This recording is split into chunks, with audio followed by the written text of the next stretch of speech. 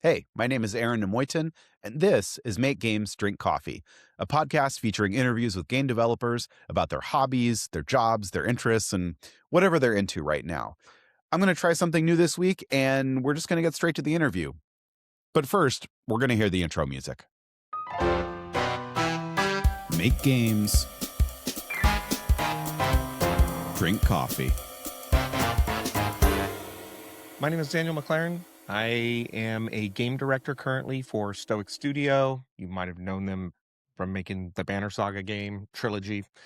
And I have been making games now for 20-ish years, somewhere in there. You kind of lose count after the number starts getting that high, mostly because you don't want to actually associate that with how old you really are. So, I understand that. yeah, Yeah, definitely. I knew you would. Thanks, buddy.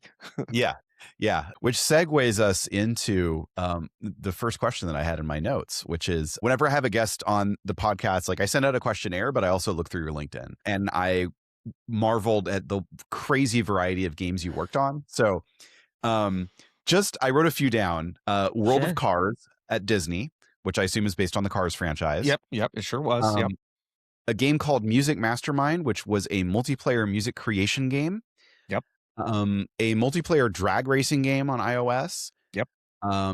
We worked on Star Wars Galaxy of Heroes together. Yes, we did. And you've also worked at ArenaNet. Now you're at Stoic. Yeah. But I actually want to tie that into a note that you sent me, which is, sort of a hot take. We don't build games for ourselves. And I assume you mean by we, either game designers or developers in general, our customer service. Yeah, 100%. But I'm wondering, did you bring that philosophy to your work, or did you develop it by doing the work? I think it's the latter, right? Developing it by doing the work. Because I think when I started in games, I was very young. I was in my 20s, and I think when you're in your 20s, you're supremely arrogant. A lot of times because your mindset is, I can take on the world. I can do whatever I want. I think when I got into it, I had this idea that I was going to be a legend. I was going to make great things, and the guy that actually took me under his wing and kind of trained me had been the lead designer on Diablo 2 and the expansion Lord of Destruction, and he kind of took me under his wing and showed me a lot. And this guy was so humble. He's just like a really cool cat. I know him to this day. I haven't talked to him in a while, but very cool cat, very humble, very confident in his work. But I always thought of myself as, well, it's only a matter of time, and then I'm going to kind of do the next big thing. And in the early portion of my career, that arrogance both served well in some regards because it made me not afraid to do and reach out and experiment with certain things, but it actually cost me quite a bit as well. And it's pretty funny because you talked about Music Mastermind there. I went to that studio kind of at the height of my arrogance, thinking that I was this great game designer and that I was going to have this future. And I had conflict with the owner of the company, and we wound up butting heads, and he eventually laid me off, which was a kindness that he did to me. I mean, he fired me, but he laid me off so that I could say I was laid off. I got severance. And I remember I had just bought a brand new BMW. I was living in Oh, man. LA. I was like, and so I am in this car that I bought, no joke, like 2 weeks earlier, and I'm humiliated. I'm totally humiliated. I realized that was my fault, that it was completely preventable, and I'm going home at like 11 in the morning on the 101 back to Hollywood where we had our apartment, just crying, and I'm like sobbing. I'm like 30 something years old, sobbing in my car, realizing that I was an idiot and arrogant and really quite rude. And that really shifted my mindset a lot. I went into the next job, which was Sea Games, which was that drag racing, Cartown Streets was their primary project that I'd been working on. And I really went into it with the mindset of like, I am going to practice humility. Like, I might not be humble. I knew I wasn't humble, and I knew it wasn't a thing you could just flip the switch, but I was going to basically fake it till you make it, like just force myself to be humble and force myself into like humble responses and um, surrendering, not fighting, just trying to say like, how can I fix me as a person? And that job was very pivotal because there were some challenges there, and there were several times I just had to bite my tongue and just go like, "What did I say I would do?" And just kind of work through it. But I began to realize, and my philosophy really started to develop probably around Galaxy of Heroes because I don't want to tell too many tales out of school here, but whatever. I'm going to tell some tales out of school here. I don't know if It's a you remember podcast. this. What else are you Yeah, going to yeah, do? yeah, exactly. I don't know if you remember this, but like when we were about to launch, the feeling in the studio was they're going to cancel us. Like they didn't recognize us in the town hall, the mobile town hall that they had just run a week earlier. Everybody basically I just kind remember of that. knew. Yeah, everybody just kind of knew like this is it. We're going to ship. It's not going to do great, and they're going to cut anywhere between 40 and 60% of the studio. And when it came out, everybody, including us, were like, wait a minute, did you see this like number, triple digit, 6-digit number we're making a day and it's not going down? And the consensus was like, well, it's just a peak. It's Star Wars. It's going to fall off. And it never did. It never did. And it kept going and it kept going and it kept going. And I don't think, at least for myself, I wasn't prepared for it to do that. And it was working with the community day in and day out. I started to realize kind of more and more that my job was a steward. This was something that didn't belong to me. And sorry to go long, but I want to kind of pull this right back around to your opening kind of comment there, which is even if you're making games on an indie perspective, if you're wealthy, I guess, and you can build for free and you don't care and you can just throw stuff out, like, great, that's fine. Like, more power to you. But I think the reality is that the idea of creating art for art's sake is very valid. And I think that is one of the beautiful things about humanity is that we have a passion for something and we want to create something, we want to put it out. But the moment that you say to yourself, I want to try to make a living off of this, there is a line that is happening that it's like, it doesn't matter, right? Like if you build only for yourself and it doesn't sell any copies, was it good? And what does good mean? What is the relevancy to that? If it's good to two people, if you're happy with that, cool. But if you're not eating at night, I don't know. But the point is I look at these things and I think Concord's a great kind of example of the manifestation of what I'm trying to say here, where it's like Concord failed. Doesn't matter why. It doesn't. It doesn't matter if it's, you put the wrong art in, or people thought it was woke, or people didn't think it was woke, or people thought it was political or it wasn't political, or the gameplay was terrible. It doesn't matter. Customers didn't buy it.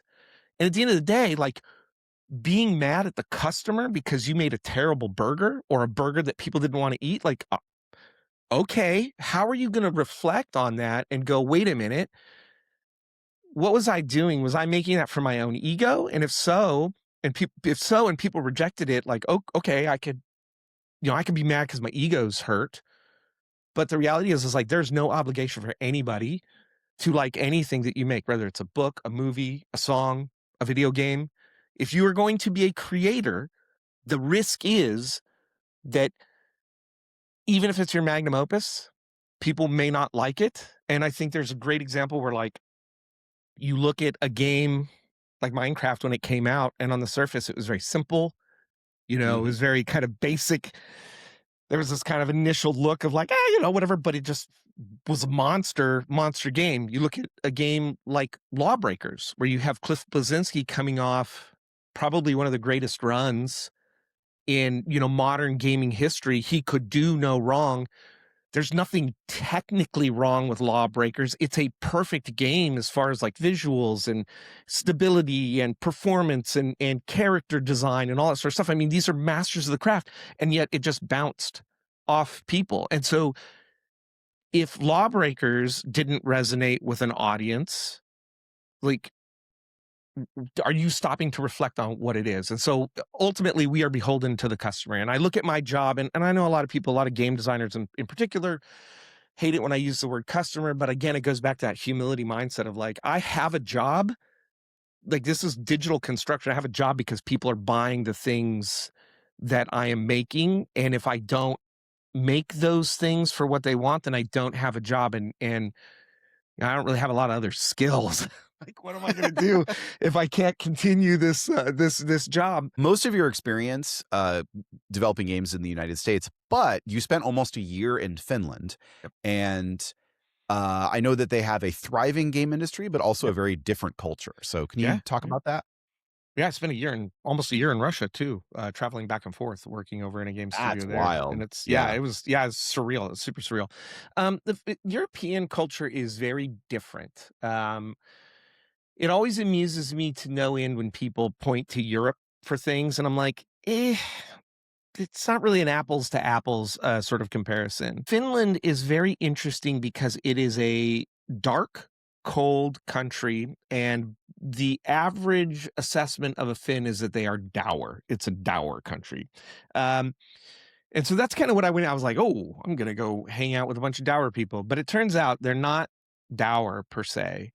They're very reserved and they are very tight knit, even if they don't know somebody, it's still very culturally very tight. They have a very strong work ethic, largely because like you work like a dog during the winter because there's literally nothing else to do, and then you enjoy the 2.5 days of summer that exists, and it's awesome over there. But they once you get to know them and once you kind of really adapt to their culture and you can kind of break down barriers with them, they are genuinely some of the most kind-hearted, warm people, and they're just very interesting to talk to. And their work ethic, I got invited to join a couple of studios over there, and I had to turn them down because I needed to come back to the States for family reasons. But I've kept in touch and I've consulted over there and have worked on certain things and just their mentality is so scrappy. It feels like almost, reading about like early American history in a history book where they're just like, well, we have no choice. We just got to kind of figure some stuff out. And we're just going to go,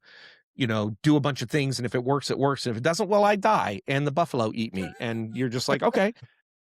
So I asked for contrarian takes, and one of your contrarian takes was stop calling it sports ball. Yeah. And and you said, and I can't argue with this. These games are older and more successful than the games that we build. So let's understand Yeah. their design and the rules and why Mhm. they're so appealing. Yeah. I cannot argue with that, but I did want to sort of pose the thought that I had about that, which is that, yeah, I can't argue that, like soccer is a great game Sure. objectively, right? Or golf or bowling or, Sure. but I do wonder if there is something about the tactile nature of Mm. sports that makes some of the, you might say, game design lessons not applicable 100%. to other mediums. And like, I kind of wonder about that. And I think maybe if you were a hardcore VR developer, you might say like, oh, we're bridging the gap, but I don't Sure. know. Yeah. Well, so all right. I love this topic. So, first of all, I must caveat, look, I'm wearing a San Diego Padres hat. I love baseball, but I love baseball when I was a kid, and I had a gap where I just kind of didn't follow it. And then I've recently gotten back into it about 5 or 6 years ago, and I love baseball. But even when I wasn't in my kind of thinking about sports at all, I still really hated it when people denigrated sports because fundamentally it's a denigration of people. Like other of like you're stupid because you oh you drink beer and watch sports ball, bro. You sit around, play video games, and smoke weed. Like I don't think there's like a moral ground for you to sit and start casting stones at people here. But the Or you watch reality is, people, play League on yeah, Twitch. 100%. But here's the thing. Fundamentally, this roots into my customer service mindset, which is people don't need us. If something happens where video games like hardware costs exploding into unreachable, brackets where video games are going to be directly impacted by this, there are a million things, board games, sports, things that can exist outside of very expensive hardware that people will go and do. What is important to understand here?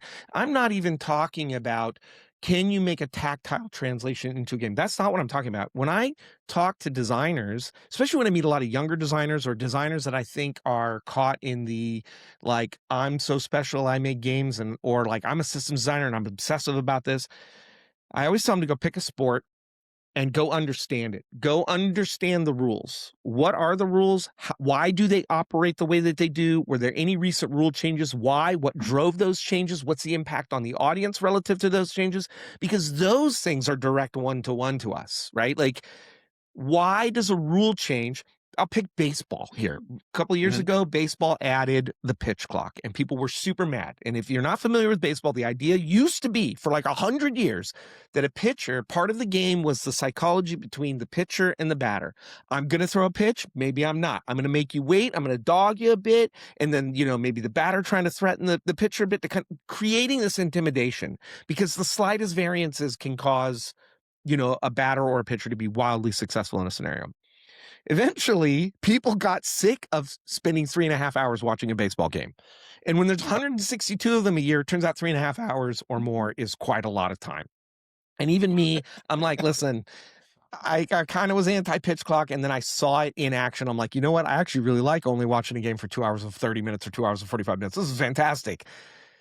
And so the dynamic change and what it did and how it impacted the audience, like those are critical things for us to understand. Understanding well, actually, I'm not going to say the game and I'm not going to say the person, because I think this person can figure out who they are. I got into a discussion with a systems designer who I have a lot of respect for, but they argued with me about their spreadsheet and how perfect the math was in their spreadsheet. And I said, I don't care. And the player doesn't care. Perfect numbers can be lousy. And I have gone into many games, including Star Wars, and made on-the-fly adjustments. Now, granted, I didn't do it foolishly. I had a lot of knowledge of the systems. I'd been working on it for many years. I understood the thing that I was doing and changing. But I made changes to make the experience more delightful and more exciting. And it had direct, trackable improvements, demonstrable improvements to the player experience. That goes back to designing for yourself. I'm so glad you're happy with your perfect spreadsheet. Player doesn't give a rip. They don't care. And designers fall into this trap of I've got the perfect thing, even if it punishes the player. And there's almost this delight that they have as well. I enjoy punishing the player. And so again, you can look at sports, you can look at what they do, you can look at how they understand their rules. You can look at, they are driven by literal views and audience changes. And, NBA doesn't seem to realize that, but whatever. But the other leagues seem to understand that and make shifts on that. And I think when you can understand that, and when you can relate to people who are not you and not interested in the things that you're interested in, and you can understand a person who is fundamentally different than you, right? If you can understand the guy over there who's working a hardcore blue collar job, comes home, he just wants to kick back and watch football, but he's good to his family. He works hard. He pays his taxes. He's a decent member of society. If you can understand that person, you can create something better to reach that person and other people.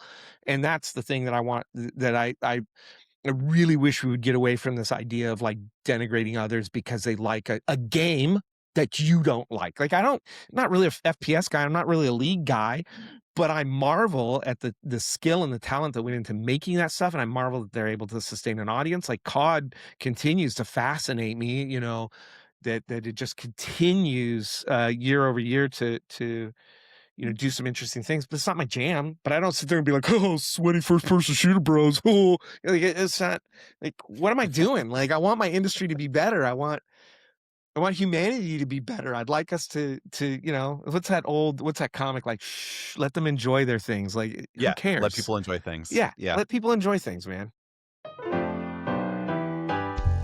Make Games, Drink Coffee is brought to you by me, Aaron Nemoitin. No sponsors, just me doing the production, editing, even the music. I would really appreciate if you hit all the relevant buttons on whatever platform you're listening on.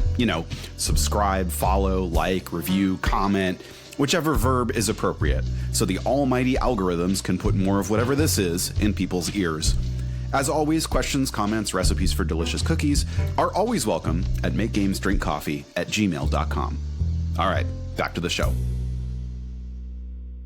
So one of your other contrarian points was, hey, it's okay to do things besides eat, sleep, play video games. I would argue hobbies are good. I Yep. don't think that's a controversial topic. And I've actually had some guests on the podcast with unusual hobbies, like Mhm. a blacksmith. Right. Um, what are some things that you like to do outside of games that might Yeah. surprise people? And the way I asked that Oh, sounded very corporate icebreaker, right. but you know what Yeah, I yeah, mean. yeah. No, there's nothing surprising about me. I consider myself to be a dilettante in the mindset of I have no general follow through. I like to dabble in things, and then when I feel like I have some level of understanding, it's like you start to hit the line where it's like, okay, for you to actually enjoy this hobby or to be good at this hobby, you got to start doing the 10,000 hour. I'm like, no, no, no, I'm interested. I'm good. So there's pretty much like I've done everything from like playing an instrument to card magic to playing paintball, mountain climbing, all the stuff that everybody kind of does. And so for me, I'm a bit of a dilettante in that. What I really just enjoy doing in general is reading, and I like hanging out with close friends and close family. And I think that's what I spend most, if not all of my non computer time doing. I think also as I get older, it's kind of one of these things where I just for my wife and I in particular, we just never had kids. And a lot of our friend group, we're at that age now where our friends have not only had kids, but they're all getting to be a certain age. And we're very close to many of them. And we've watched a lot of them grow up. And there's this thing where it's like, I don't want to lose that time. I want to be able to have these friends as I grow older, and I want to nurture those friendships, and I want to do things with them. And so I actually kind of just wind up doing things that other people like doing. One of my buddies really into bourbon, like really into bourbon. And I'm like, yeah, it's good. I like it and I'll drink some of it. But I'm not like gonna go to a brewery and be like, oh, this is a 1932 bourbon from Cal Jenkins over there, and it's made from yeah, I don't care. I like it. But my friend is super interested in it, collects all of them, loves to talk to me about them. I love to listen to it. I love to hear it. I love to ask questions. And he'll say, like, what do you want? I'm like, you know my taste palette, you know the things I like. Surprise me. And he gets so excited about that. And I think those are the things that I really enjoy doing. I want to ask a fun closing question, All right, let's do it. which is, what are you playing right now? Oh boy. Okay. So again, going back to the fact that I'm a dilettante and I just basically stick to nothing, which is weird. The only game that I play with any sort of like regularity is Path of Exile. That I don't know why. I have like 3,000 hours into it. I have these gaps, but then that's kind of always my jam. I will always fall back to PoE 1 at some point, but I'm kind of on an off stroke with them right now. My wife wanted to start playing. My wife and my brother actually were like both kind of simultaneously out of the blue pinged me and was like, hey, we should play classic World of Warcraft. And I was like, oh, okay. So we jumped in. In fact, my wife, who is supposed to not be leveling right now, is leveling ahead of me. So that's fine. That's fine. So we're doing that, and then Division Two. Like I love the Division. I think the Division is such a fun game. So I'm playing a bit of that, and then there's a couple games I'm just kind of waiting on. I think in my mind, Light No Fire is like the ultimate game that I'm just waiting for. That's the Sean Murray No Man's Sky big next game, and I'm just so stupidly Oh, hyped for Light No Fire. Like that's all I want in life. And then Outward 2, because I loved the first Outward. Like that was one of my favorite games. I just freaking love that game. So um and then I heard Crimson Desert just went gold today. And I'm pretty stupidly hyped for Crimson Desert. So oh, yeah, you're there you go. you're all about the big open world experiences, it I sounds like. love open world experiences. People talk about how much they hate them, and I get it, but I'm like, I just want to run around and do stuff and just be like, I'm here to entertain myself. I'm here to entertain myself. The jokes that I tell, if they make me laugh, they're good enough. I'm only, it's like, yeah, it's like I'm just here to have a good time, let people enjoy things. Here to have a good time. Are there any like weird indie games you're into? So I've never been an indie game guy for a long time. I don't know if you know this. I don't know if we've talked about this, but I've talked about it with a couple of people before, which was like, I didn't grow up with video games at all. I didn't, we were dirt poor. It was, my mom made us read like books all the time. Who makes people read? Who makes kids read books? My mom does. My mom would make us like pick a Charles Dickens novel over the summer and write a book, read it and write a book report on it. Like now, as an adult, I'm really appreciative that they did that. It's hugely valuable. So I didn't play games. So for me, for the longest time, like I can't look at like 8-bit and 16-bit games and these classic games. I'm like, they're hideous. I can't. I can't look at them. I can't play them. But something happened and I started playing one of these like roguelite kind of games, kind of like Ball Pit is like in that same vein. So Oh, Ball Pit's lately I've good been stuff. consuming like Ball Pit. I did Slots and Daggers. I did it's This Ain't Poker, You Joker, which I loved, and I'm like, I'm so sad it's so short. So there's like a lot of those that I just played and just consumed. Balatro, like I think Yeah. everybody fell into the Balatro thing, but I kind of fell into it late because I was like, who's gonna play pixelated stuff? Apparently people do that. So I got into it and I enjoyed it. And then the game that I beat over Christmas break that I absolutely loved was Blueprints. That surprised me. That surprised me so much, and I just loved every minute of that. And it was so great. Like I had my little notebook here that I was like writing stuff. I was like, oh, I'm gonna write stuff down. I'm writing for real. Who does that? It was great. It felt so good. I had so much fun playing that game. I've sort of developed the thing where I like to have like one game that I can play while I have a video on, and Right. just multitask. Also, I need something to play like while the kids are home. Because I'm also playing Doom the Dark Ages right now, and like, Yeah, right. Yeah, my son will just Not come in and be really. like, You don't want the kids playing it. You're like, hey, you want to hop on Doom the Dark Ages? Let's go, buddy. yeah. No, he walked in and he's like, oh, this is cool. And I was like, what are you doing? Like the first Doom came out when I was a year older than him, and Right. and that was scary to me at the time. Yeah, of course. But anyway, so my 2 screens at a time game right now is Mega Bonk. Yo, Mega Bonk is so good. Mega Bonk is so good. I freaking love Mega Bonk. That's so great. Oh, it's such a great game. Man. It's All so right, it's I so approve. ridiculous. And Yeah. there's a few things in it that like I got to click through quickly because I don't want my Sure. son to read them. Sure. Yeah, of course. Yeah, like Well, the slutty rocket. right. Yeah. Why wouldn't you want your son to read that, dude? What's wrong with you? Come on, man. I want to like family friendly toggle in the game. It would be like, okay, we're gonna change 5 strings and that fixes it. Yeah, no kidding. Oh, it's so funny, dude. I remember seeing that and I was like, I guess I didn't expect that. But then Mega Bonk's the kind of game where you're just like, yeah, okay. I mean, I guess this is on brand. Yeah. Well, and I should say also I have many hours on Vampire Survivors, so Mega Bonk was just like the logical. I never got into Vampire Survivors. I think it goes back to that thing I was talking about earlier where it's just like, I looked at it and I was like, this is too ugly for me. I'm sorry. I just can't. I have no visual appeal for Vampire it whatsoever. Survivors leans into the ugliness and the ridiculous, and by the time you're like fully leveled up, the screen is just chaos and it's hilarious because you can't even play anymore. You're just like, I guess I'm winning. You're like, I guess I'm winning. Yeah, exactly. I'm such a snob. Like I'm such a visual person that it's like if I don't have some affinity for what I'm looking at visually, I just can't. And I know that's not right. I know I should have more of an open mind towards stuff, but that's always been a hurdle I've struggled to get over. And so there's a lot of games I just never played. People are always surprised when I tell them like I never watched any of the 80s movies. I never played any of those games. Like I had a friend who had a Nintendo and I would go over and play Mario or Teenage Mutant Ninja Turtles for a little bit, but like I never played any of the Zeldas. Like I have no affinity for Nintendo whatsoever. Like it's zero to me. Like I don't. Like I played 10 minutes of Breath of the Wild, my weapon broke, and I was like, nah, I'm done with this game. I'm not playing this like weapon roulette piece of garbage. Like there's no universe where that's gonna happen, and I'm gonna not be angry and split my Switch in two. So That yeah, game is so so for fun. me, like, yeah, doubt X to doubt, but yeah, you're not alone. You're not alone.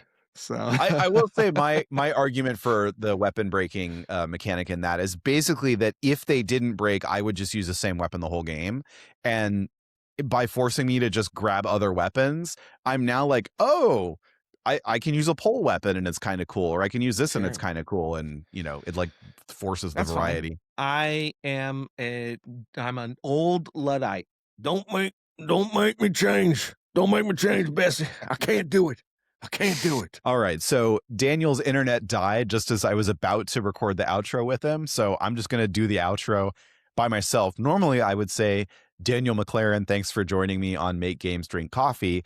And then, he would say like, oh, thanks. It's been great. Something. Instead, he sent me a message on Discord saying, hey, my internet died, but it was great talking to you. So you'll just have to take that. Thanks for listening. And that's the show. Thank you for listening to Make Games Drink Coffee. You can find the show online at makegamesdrinkcoffee.com or email me at makegamesdrinkcoffee@gmail.com. Recording, editing, production, and original music by me, Aaron Nemoitin. Drink up. I'll see you next week.